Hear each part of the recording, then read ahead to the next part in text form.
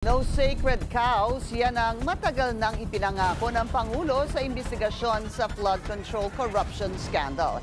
Ngayong araw, kay PBBM na mismo nang galing na maaaring sampahan ng kasong plunder at indirect bribery ang kanyang pinsang si former House Speaker Martin Romualdez. Sabit din si dating Ako Bicol Party List, Zaldico.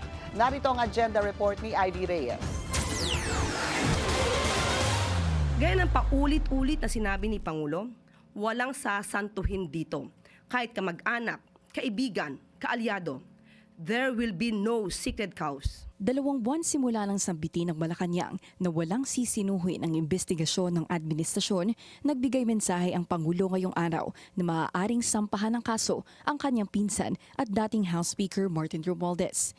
Kaya ngayon ay nais kong ipalaman sa ating mga kababayan na ang ICI at saka ang DPWH ay lahat ng nakuha nila na impormasyon ay ire-refer, ibibigay na sa Ombudsman para imbestigahan ng Ombudsman. Ito ay tungkol sa mga impormasyon ng dating Speaker Martin Romualdez at saka ni Zaldico. Ayon sa Pangulo, susunod lang ang administrasyon kung saan sila ituro ng ebidensya. Kung mapatunayan daw ng ebidensya na may kinalaman si Romualdez at resigned Congressman Zaldico sa flood control scandal, maaari silang sampahan ng plunder o indirect bribery charges.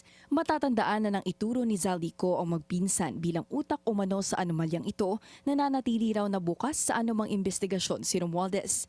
Dumalo na rin ito sa mga pagdinig ng Independent Commission for Infrastructure nang ipatawag siya bilang resource person. Naninindigan si Romualdez na wala pang kahit anong konkretong ebidensya na nakapagtuturo sa kanya.